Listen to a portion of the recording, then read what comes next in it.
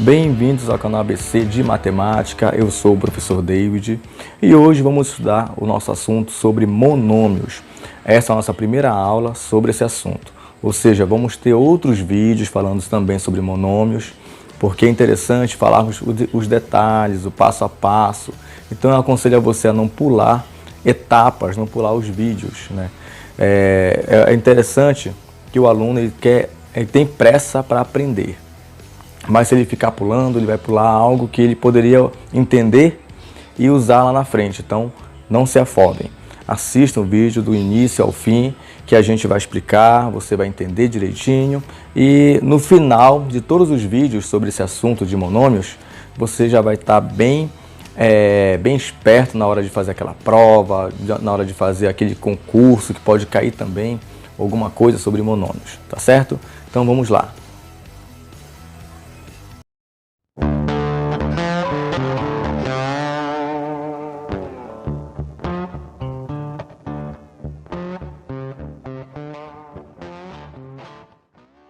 Então vamos começar pelo mais simples.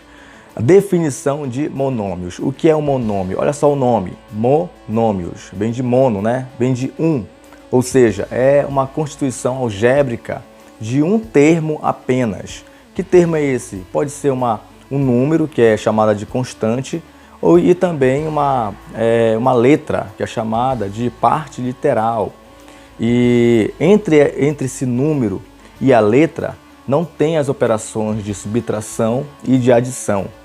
Nela você só vai ver multiplicação ou divisão, mas ela não é separada por subtração e nem adição, entendeu? Então, quando ela não é separada, nós temos um monômio.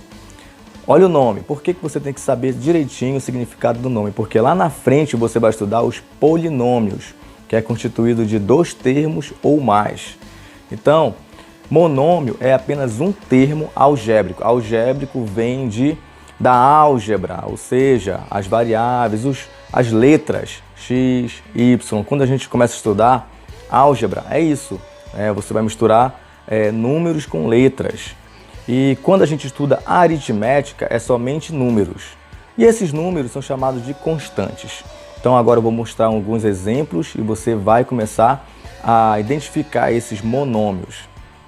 Então temos aqui o nosso monômio e a definição é aquela que eu falei. Define-se como monômio toda expressão algébrica racional inteira, em que não aparecem as operações de adição e subtração, ou seja, é somente essas duas operações matemáticas. Se não aparecer adição e subtração no meio do número e da letra, então é um monômio que você tem ali. Tá aqui, ó. Entre as constantes e variáveis, ou seja, constantes são números e variáveis são as letras, tá bom?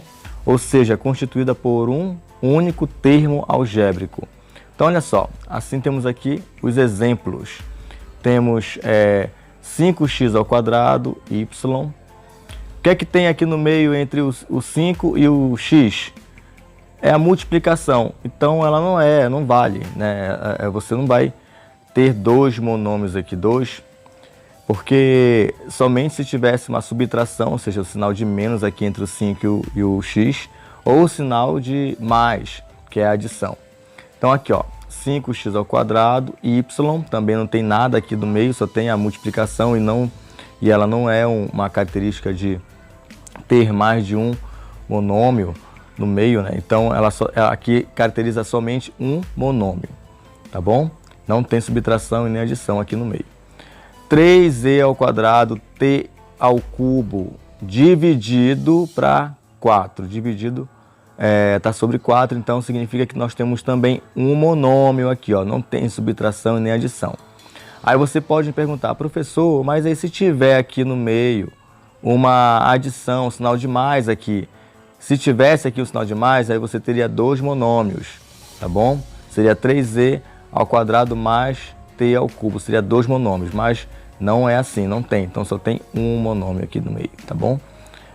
Aqui 2b também, ó, só tem um monômio, porque a palavra monômio vem um termo, um único termo, tá aqui, ó, a palavra monômio significa isso, um único termo algébrico.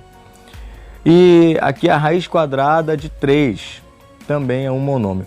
Presta bem atenção que essa raiz quadrada de 3, ela não tem nenhuma letra, ela não tem a parte variável, essa parte aqui, ó. A parte variável são todas as partes onde vem x, vem y, vem z, né? Vem tudo, são as variáveis. E as constantes é onde vem 1, vem 2, deixa eu colocar o 2 aqui, é porque eu estou usando o mouse e fica meio complicado. Deixa eu apertar aqui e fechar. Bom, vou apagar aqui para não ficar muito riscado, tá bom? Então as constantes é isso, é 1, é 2, é 3 e assim por diante. São todas as letras, ou perdão, números, tá bom? Constantes são números, não esqueçam disso, constantes são números. E variáveis são letras, certo? Se você quiser até colocar aí, se tiver aqui o livro, você pode colocar constantes aqui embaixo e colocar uma observação. São, deixa eu apagar aqui de novo que risquei errado. Colocar aqui números, certo? São números. Aí você escreve bonitinho aí números, porque eu estou usando o mouse, aí eu não tenho muita destreza aqui com esse mouse. E variáveis são letras, aí você vai escrever direitinho aqui, letras, para você não esquecer isso. Letras, certo?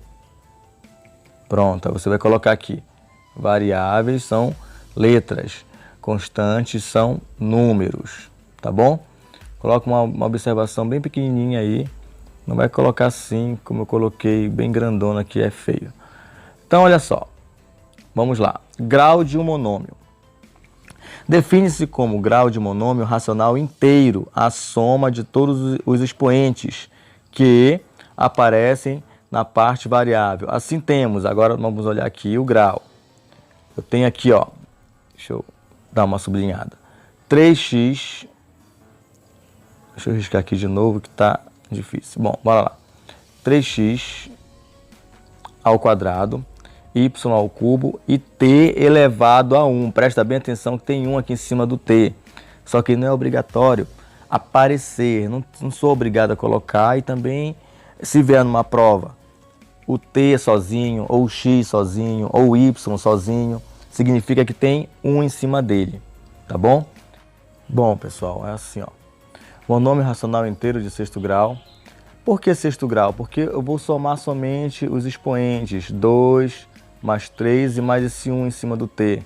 Tenho 2 mais 3, 5, mais 1 em cima do t aqui, 6. Está aqui, ó, a soma, então deu 6. Pede para identificar qual é o grau do monômio. Então, para você saber, só somar, apenas soma aqui, ó, este expoente, esse expoente e o 1 que está em cima do t aqui, tá bom? Você vai somar todos e você vai ter o grau desse monômio. Esse de baixo aqui, ó, mais uma que tem uma base que não está sendo elevada a um número diferente de 1. Se estivesse sendo elevado a 2, o A aqui, ó, se estivesse sendo elevado a 2, iria aparecer o 2 aqui. Se estivesse sendo elevado a 3, iria aparecer o 3 aqui. E assim em diante, certo? Mas como ela está sendo elevada a 1, o 1 não é obrigatório aparecer, porque se eu tivesse aqui, ó, A, esse meu A aqui foi bem pernudo, né? Deixa eu trocar. A elevado a 1. Quanto é A elevado a 1? É A. Entendeu? Porque eu só vou multiplicar uma vez o A. Entende? Isso vai só se repetir. Todo número elevado a 1 é igual a ele mesmo. Então é por esse motivo que eu não preciso colocar 1 aqui em cima. Certo? Aí você já tem aqui o B, que é elevado ao cubo. Então, já que o B está sendo elevado ao cubo, você vai ter B vezes B vezes B. E vai somar os expoentes que tem aqui, ó. E vai dar B elevado ao cubo, B elevado à terceira potência. Então, não é necessário eu colocar, no caso, quem tem 1, o 1 em cima. Agora, tá aí a explicação. Por que que aparece o B ao cubo, o B ao quadrado? Porque se você multiplicar, Você soma os expoentes que tem o número 1 em cima. Então, somando todos, vai ficar o expoente 2, o expoente 3, entendeu? Se tiver b vezes b, vai ficar no final b ao cubo. Se tiver b vezes b, vai ficar b ao quadrado. Se tivéssemos outro exemplo aqui, b vezes b vezes b e vezes b, quantos b tem aqui? Tem 4, então você vai colocar b elevado a 4, ou a quarta potência, entendeu? É isso, essa que é a explicação. Então, quando tem 1, não precisa colocar. Agora, se tivéssemos, vamos supor, a elevado a 0, aí vai cair naquele conceito que todo número elevado a 0 é igual a 1, certo? Então, qualquer base, não importa se é A, se é B, se é C, se é o alfabeto todo, mas tem um zerinho aqui em cima, vai dar sempre igual a 1, o resultado. Se tivesse um outro número, em vez de colocar uma letra, tivéssemos um número, tivéssemos de repente aqui 10 elevado a 0, quanto é que daria? Também vai dar 1, por causa do conceito que todo número elevado a 0 é igual a 1. Certo? Mas no caso, quando é elevado ao próprio 1, é igual a ele mesmo. Então tá aqui, olha, quanto é que vale esse expoente aqui? Aliás, esse monômio, 3ab ao cubo, tem 1 em cima do a. Então você vai somar 1 mais 3, 4. Tá aqui, ó, 1 mais 3, 4 é elevado à quarta potência, ou seja, monômio racional inteiro de quarto grau. Tá aqui, quarto grau. Esse outro aqui, ó, 2a sobre 3. Aí como é que eu vou fazer também aqui a conta? Somente o expoente da letra é que está valendo para mim aqui, certo? No caso é o A. O A tem 1 em cima dele. Ah, mas aí o 3 não tem 1 em cima dele? Não, não vale, porque ele é uma constante, certo? Tem 1 em cima dele sim, mas eu só quero somente os expoentes que pertencem às variáveis. É bom você saber disso, tá bom? Todos os números e as letras têm 1 em cima, pelo menos 1 em cima tem. Tá legal? Quando não aparece um outro número. Aqui em cima do 3 tem 1, aqui em cima do A tem 1, em cima do B tem 3, porque ele aparece, tem 3. Mas eu só vou considerar, para eu classificar o grau do monômio, as variáveis, os expoentes das variáveis, ou seja, o expoente das letras. Tá aqui, ó, o expoente dessa letra aqui, o expoente dessas letras aqui, que são as variáveis.